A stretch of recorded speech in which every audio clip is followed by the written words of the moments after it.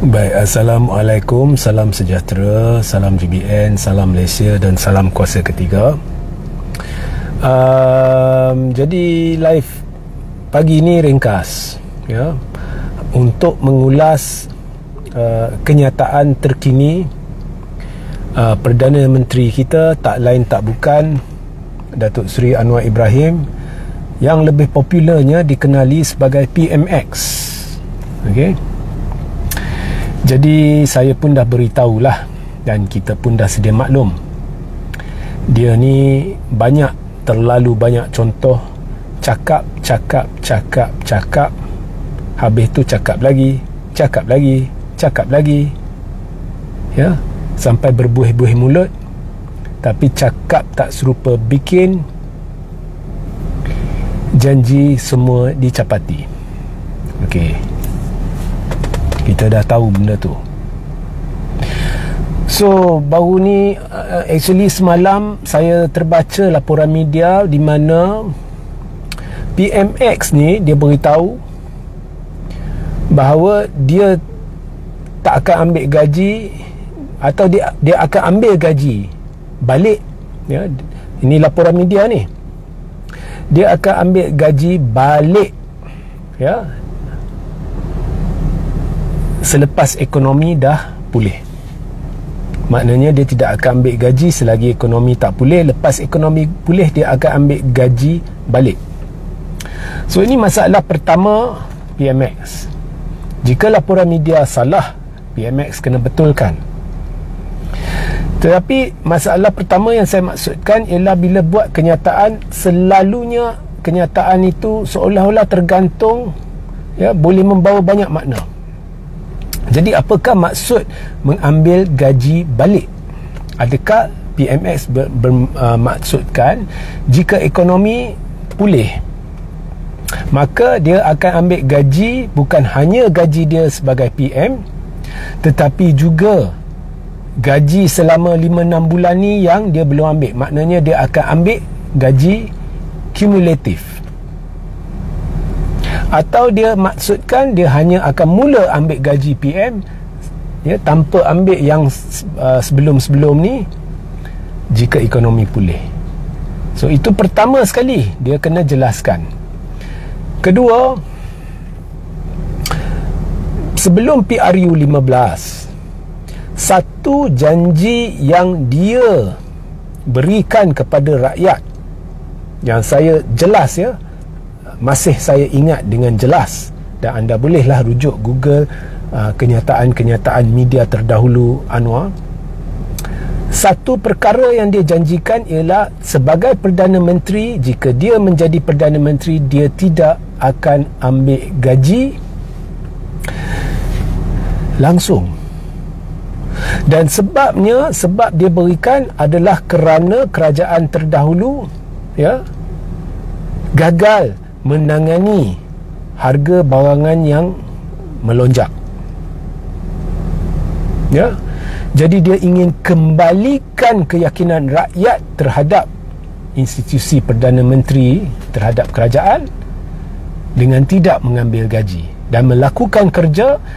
Dan antara kerja yang dia nak lakukan adalah seperti janji manifesto Pakatan Harapan, iaitu mengatasi masalah kos barangan, kos harga sara hidup, kos makanan, yang kalau kau dengar kempen mereka kata bila masuk dalam kerajaan, mereka boleh selesaikan dengan mudah ya. Okey, so itu janjinya. Jadi di situ apakah mesej yang anda dapat? Kalau saya, mesejnya cukup jelas. Oleh kerana kerajaan terdahulu tidak mampu menangani kos sara hidup, kos makanan, kos barangan, jadi kita perlu kembalikan keyakinan terhadap PM, terhadap kerajaan, terhadap pentadbiran. Jadi PM dia tidak akan ambil gaji. Jadi tak ada syarat, oh saya tidak akan ambil gaji selagi benda ni tak berlaku. Saya tidak akan ambil gaji selagi harga makanan tidak turun. Saya tidak akan ambil gaji selagi harga barangan tidak turun ya. Tidak ada syarat. Maknanya dia akan jadi PM selagi dia jadi PM dalam penggal Parlimen ke-15, selagi itu dia tidak akan ambil gaji. Itu mesejnya, cukup jelas.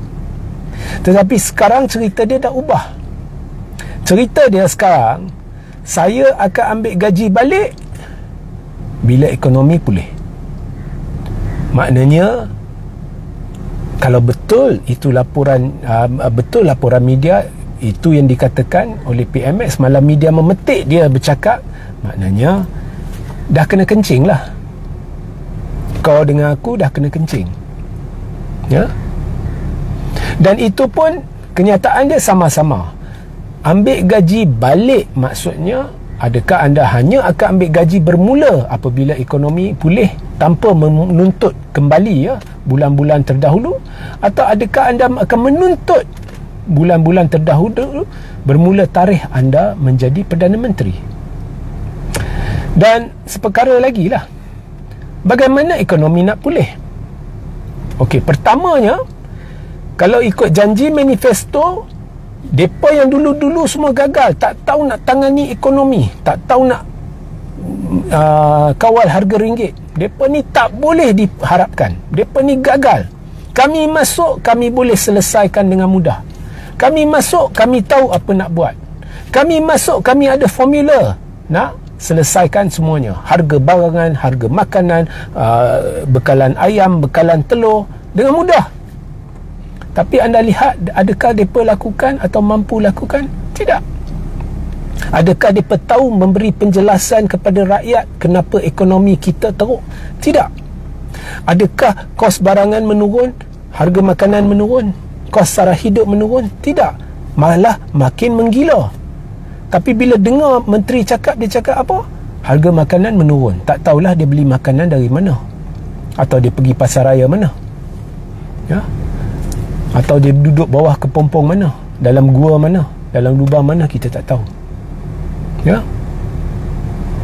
Bila nilai ringgit merosot, anda dengar penjelasan saya. Anda pergi ke live, saya ada satu live berkenaan ringgit. Anda dengar penjelasan saya. Dan anda bandingkan dengan penjelasan Rafizi yang sampai boleh berkata ada baiknya ringgit menurun. Dia tidak mampu jelaskan mengapa ringgit kita merosot begitu teruk, tak boleh. Bila pergi ke forum antarabangsa, tak ada standard, sampai kena tegur dengan moderator. Dia duduk bersebelahan dengan menteri lain, memang malulah macam budak sekolah jawapan dia. Macam mana ekonomi nak pulih? Macam mana ekonomi nak pulih sedangkan kerajaan sehingga hari ini tidak mengumumkan satu kerangka kerja ataupun dasar ekonomi yang jelas dan boleh ditatapi oleh pelabur, peniaga. Mana kerangka kerja dia? Mana dasar kerajaan berhubung ekonomi, berhubung pemulihan ekonomi? Mana dia? Tak baca pun.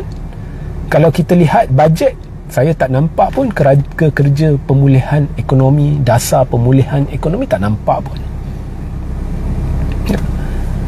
Macam mana pelabur nak yakin dengan negara yang dipimpin oleh satu kerajaan di mana orang kedua berkuasa dalam kerajaan, iaitu Zaid Hamidi, terpalit skandal LCS yang ada bukti hitam putih dan berdepan 47 pertuduhan jenayah. Bagaimana pelabur nak yakin apabila Perdana Menteri boleh lantik orang ni setelah berjanji akan ambil tindakan siasat orang ni atas skandal LCS?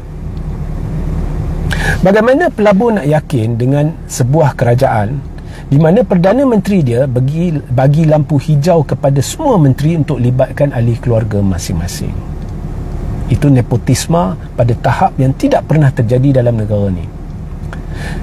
Ya, bagaimana pelabur nak yakin dengan satu kerajaan yang dipimpin oleh seorang Perdana Menteri di mana Perdana Menteri itu dan juga menteri-menteri lain, ya, membuat lantikan-lantikan politik ke GLC dan Badan Berkanun cukup hebat, cukup meluas dan cukup tidak terkawal. Bagaimana kerajaan pelabur nak yakin Bila Perdana Menteri ni dia kata nak bawa reformasi, tetapi apa yang terjadi adalah reformasi, di mana apa yang dilakukan lebih teruk daripada mana-mana Perdana Menteri yang lain. Ya. Sebagaimana pelabur nak yakin negara kita baru keluar daripada satu pentadbiran kleptokrat yang menjadi bahan orang tertawakan di seluruh dunia. Skandal, antara skandal yang paling buruk di dunia, memang orang tertawakan. Sampai Perdana Menteri sudah disabit bersalah, iaitu Najib Razak. Kalau anda baca tim Najib, cara mereka puji Najib, cara dia tangani ekonomi, mereka cuba puji Najib, tapi mereka tak sebut benda yang jelas depan mata, iaitu negara kita jadi bahan tertawa di seluruh dunia sebab skandal terbesar di dunia, iaitu skandal 1MDB. Jadi pelabur di situ pun tak yakin. Jadi jika ada pentadbiran baru, pentadbiran yang sentiasa laungkan pentadbiran terdahulu, semuanya tipu, semuanya skandal, semuanya kleptokrat, semuanya gagal, semuanya tidak tahu tangani ekonomi, jadi dia perlu tunjukkan yang dia telus, dia ikhlas, dia ada bawa kelainan, dia bawa reformasi. Tapi ini lagi teruk. Menteri diberi lampu hijau boleh libatkan ahli keluarga. Orang terpalit skandal LCS, ada hitam putih, dinaikkan jadi timbalan Perdana Menteri. Ya, lantikan-lantikan politik secara terbuka oleh parti-parti berkait dengan kerajaan. Jadi pelabur yang dah ragu-ragu akan lebih cemas melihat Perdana Menteri sebegini. Jadi bilakah ekonomi akan pulih? Atau sah cerita Anwar nak ambil gaji bila ekonomi pulih? Bila ekonomi nak pulih? Macam mana ekonomi nak pulih dengan Perdana Menteri ini?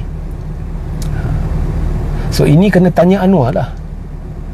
Dan sekaligus anda tanya Anwar, bukankah anda berjanji tidak akan ambil gaji sebagai Perdana Menteri untuk membawa kembali keyakinan rakyat tanpa syarat?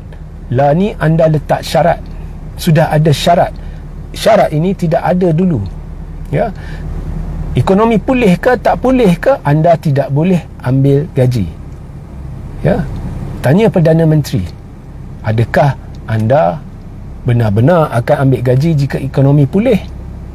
Dan adakah anda akan tuntut kembali gaji yang terdahulu? Atau adakah anda akan kotakan janji kepada rakyat untuk tidak ambil gaji? Dan tanya juga kepada PMX, mana ketua audit negara dah 4 bulan? Mengapa anda tidak mempercepatkan proses pelantikan ketua audit negara baru? Adakah anda takut diaudit? Adakah PMX telah melakukan satu kesalahan dan tidak mahu diaudit sebelum PRN? Ini wajib dijawab oleh PMX. Sehingga kita berjumpa di lain masa. Assalamualaikum, salam sejahtera, salam GBN, salam Malaysia dan salam kuasa ketiga.